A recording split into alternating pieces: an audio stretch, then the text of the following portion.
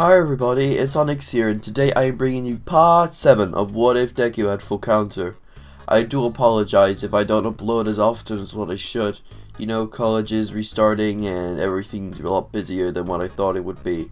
So sorry if the upload schedule is back to the way it was a couple of weeks ago. I do apologize for that, but if you guys would actually like to see more of me or any sort of way like that, all the socials are linked down in the description down below. Twitch, second channel, third channel, and a bunch of other stuff as well. If you guys would actually like to join any of those, I also have a Discord server that is linked down below. You guys can get assortment of roles and have a chat with other people like me or people like in the What If community. Without further ado, let's begin. Sorry for it taking so long for the next part. I do apologize for that. I'll try and upload the next part sometime this week. As for who won for the internship program that UA does with their students, Mirko actually won. Mirko won. Miss Thicky won. Oh god. Alright, let's begin our What If now. And also guys, remember, spam the comment section down below. 1,000 comments, you guys get a 1 hour video. Let's begin. As Izuku was sat there in class, getting ready to actually sign a bunch of forms to get ready to actually go for the internships. As Izuku asked around his classmates to see which one the classmates actually picked. As Uraka came up to Deku saying, "Deku, which internship you going to?" Uraka said, "Well, I'm planning to either go to Mirko's or Ryukyu's agency. Both of them live near where I live, so it'll make it easier for higher travel," Izuku said. Izuku was thinking internally, maybe I should go with Ryukyu because I can cheat with Nijire, so no, I can't rely on Ryukyu. It has to be Mirko, Izuku said, as Izuku wrote down Mirko on his sheet and handed it into the principal's office, or to Aizawa. As that day went to a close, as Nijire walked up to Izuku, tackling him into a neck hood with her pillows carving to his neck. "Hey Izuku, which one did you pick for your internship?" she said, very cheerfully. Izuku said, laughing. I picked Mirko." "Why you picked that?" she said, pouting in a very sad tone. "Well, I want to be, what's the word? I want to try and train with different people. Don't take this into offense or anything, Nijire. I love you lots, but I want to try and extend my fighting style to different things. I just can't rely on one thing or other, okay?" Izuku said with a giant smile on his face. "Fine then, but next internship you're coming to Ryukyu's," she said, pouting at him, as Nijire just gave him a kiss on his cheek as they both walked off that day. We're going to do a little time skip here because they would have gone on a date either way here, so we're just going to skip through the arcs just so I can get this into a 1 hour movie special. As the next day arrived, as Izuku picked up all his stuff from UA, as Izuku was given Ryukyu's address. As Izuku walked over to Ryukyu's agency onto the train station. The moment Izuku hopped onto the train, however, he was instantly noticed by the people around him in the crowd. "Hey, you're that kid who won the sports festival," one of the men pointed out. "Yeah, he is. Hey kid, can I have a photo with you?" one of the men said. "Yeah, sure," Izuku said with a smiling face, but still worried to make sure, clinging on to deal life for his stuff to make sure he didn't get stolen. As Izuku arrived at his spot where he had to get off at the bus, Izuku said, excuse me, let me please get off." Everyone just kept on piling onto him before Izuku had enough and started to use little bits of flames to try and make people back off, which some people did, but some people stayed trying to get autographs. The ones that didn't, with them getting burnt just a teensy bit, was saying, "Ow, what the fuck, dude?" As Izuku just used this little effort enough to try and get through, which he succeeded, as Izuku slipped through those people, managing to get out of the train station. As Izuku managed to actually charge through the most of the crowds to try and get out of there. As Izuku managed to arrive at Mirko's front door at her agency. As Izuku slipped through the door, being unnoticed by the cameras. As Izuku came in, he just sat down and caught his breath. "Holy crap, they are relentless. Holy crap," Izuku said, panting his head off. As Izuku just waited and waited for Mirko to actually arrive. 5 minutes later, Mirko arrived at the front door of her agency, with her working up a sweat from running 5 miles from a bank to her actual agency, realizing she was late for her intern. As Mirko walked through the door saying, "Hey up kid, sorry I'm late." Mirko said, laughing. "So what are we doing today?" Izuku said in a very question tone. "So we're gonna do basic training, then we're gonna put you on patrols for the rest of the day. How's that?" Sounds better, I guess," Izuku said, as Izuku and Mirko both started to train. As Mirko started to hit Izuku around his body, trying to increase his durability quite often. As Mirko hit and hit and hit Izuku, Izuku felt every single blasting blow of Mirko's kicks hitting his body. It felt like his ribs were breaking and healing once again, like it was rapid pacing. Every hit felt like it was a 20-ton hit to his ribs. Izuku felt his body weaken and then toughen up again, like his body was automatically healing itself. Izuku's body started to slowly adjust to Mirko, as Izuku grabbed one of Mirko's kicks and flinked her off of him, sending her back 2 feet. "There we go kid, you're learning. Let's go again," Mirko said, increasing her strength to 20%. Kicking Izuku again and again and again. This is what happens for 5 hours straight, as Izuku went from 10% All Might power all the way to 15% All Might power in the span of 1 day, just from training with Mirko kicking him and Izuku practicing his punches on Mirko's thick juicy life. I'm joking. As Izuku actually managed to get some stamina drain, and Izuku just sat and slept there the entire day, not feeling going home. As those next couple of days went past like a breeze, as the day came when Izuku actually had to go out patrolling with Mirko, as Izuku just started to feel a little bit sore from Mirko's hard intense training, hitting her or hitting him with her tight legs. That sounds so bad, sorry. As Izuku and Mirko was both patrolling the streets until Izuku was bumped into by a little girl with a whitish grayish hair. As the girl looked up, shaking like she was afraid. As Izuku just picked her up and said, "Excuse me little girl, are you okay?" Izuku said in a very calm tone. No, I'm not. The big man's trying to chase me," Eri said, trying to hide her fear. "Don't worry there, little girl. We'll save you, don't worry." As Mirko looked back at the man, stating that, "So you're the underground person known as Chisaki or Overhaul?" "Thought you would be scarier than that," Mirko said, staring at Overhaul in straight, continuous concentration. So you're the rabbit hero. I don't mind destroying your cancer." As Overhaul just decided to actually have a decently good conversation just until they can try and manipulate Izuku and Mirko to actually give back Eri.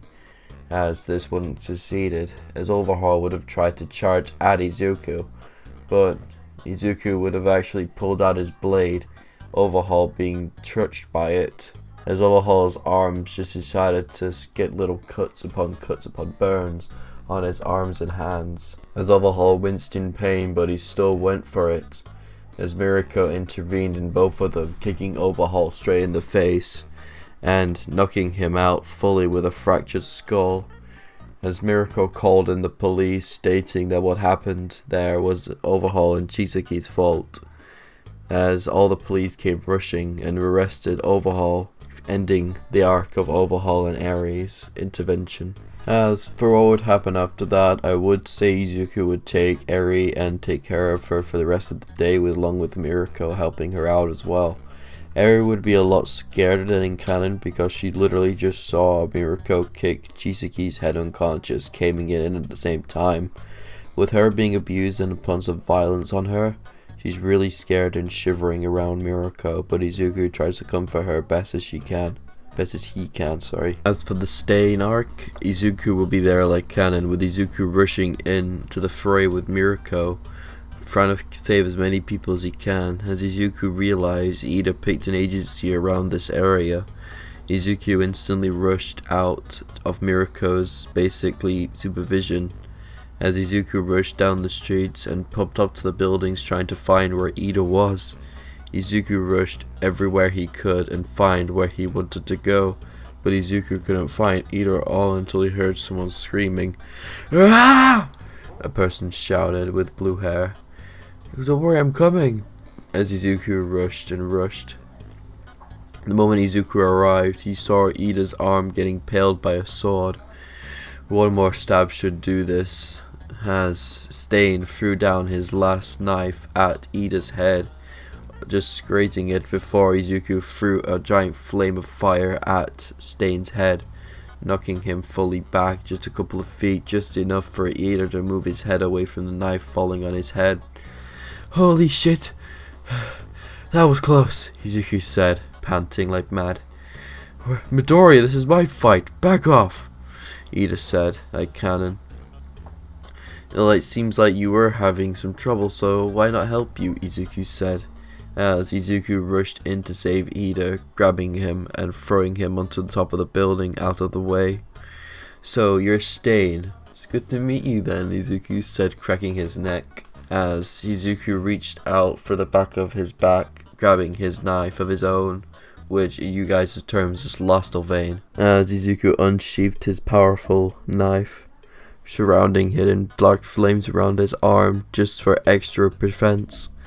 As Izuku threw his knife back and forth at Stain's head, trying to knock him off balance just a tiny bit, Izuku's flame started to get more and more brighter as Stain started to stab Izuku right into his kidney, sending Izuku into a wall as Izuku started to bleed out heavily. You seem like you could be useful for certain things," Stain said. "You could be a good hero, so I'm just gonna let you go off like he would do in canon, as just like the original Todoroki would have just fired his flames at Stain, knocking him back quite a hefty bit of feet.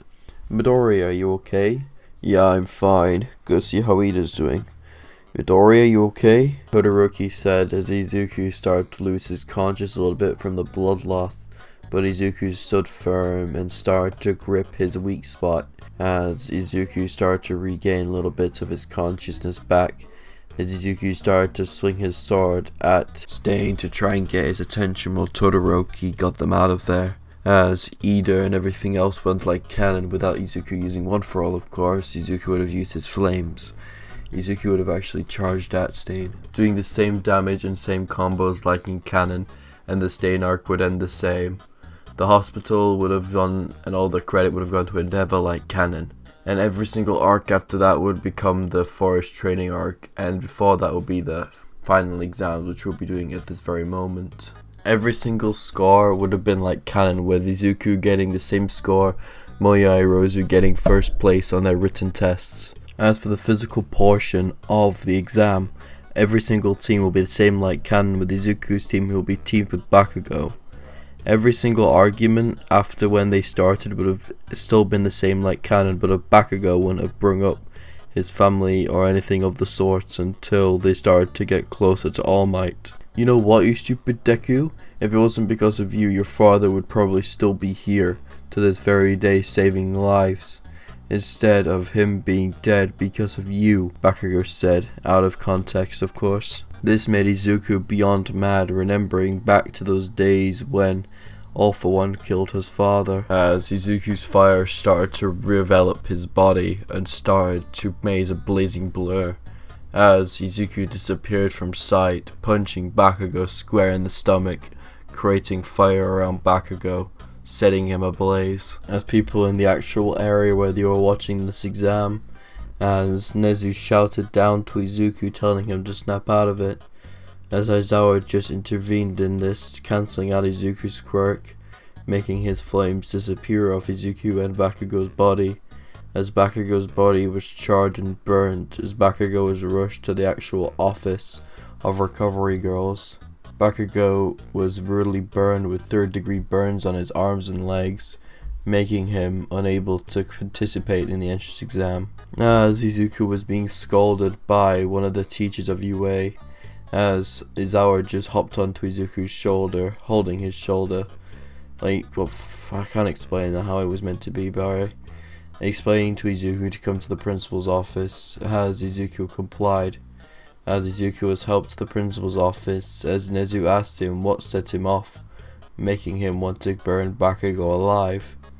Izuku explained to Nezu, stating that what Bakugo said in the entrance exam, and what he said there, as Nezu was beyond pissed at what Bakugo's statement was, as Bakugo was staying in Recovery Girl's office for another day, as the entrance exam or the final exam was postponed for Izuku's team, but for the other teams they had to do their exam.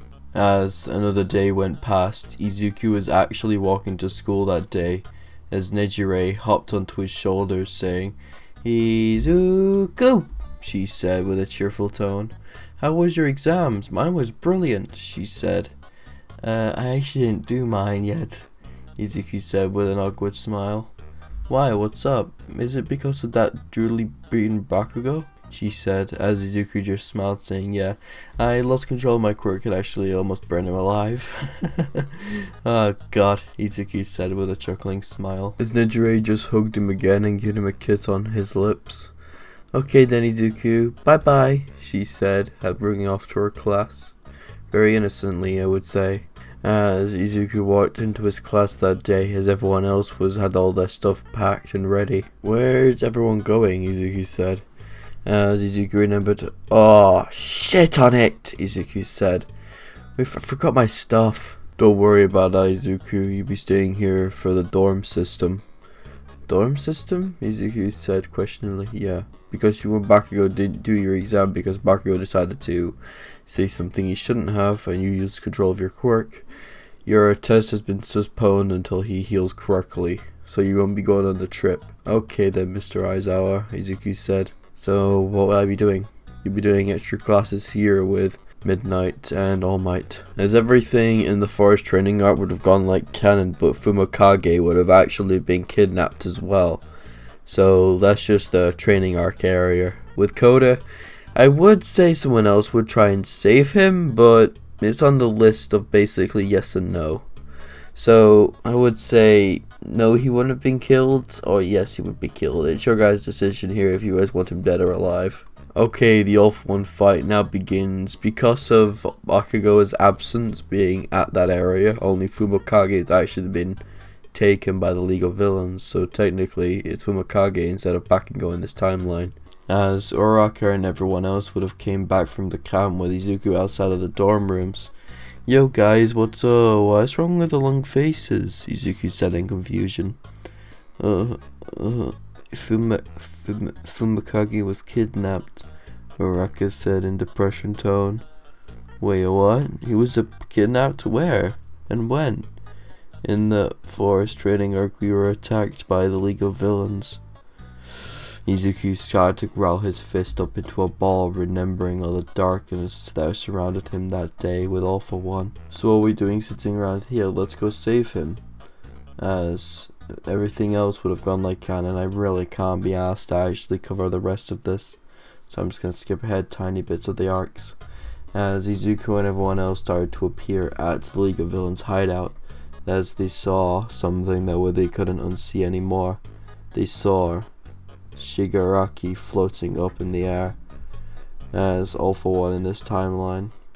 "So, All Might, you're really weak, aren't you?" Shigaraki said in a very weirded out tone. "Let's just see what you look like, ripped apart."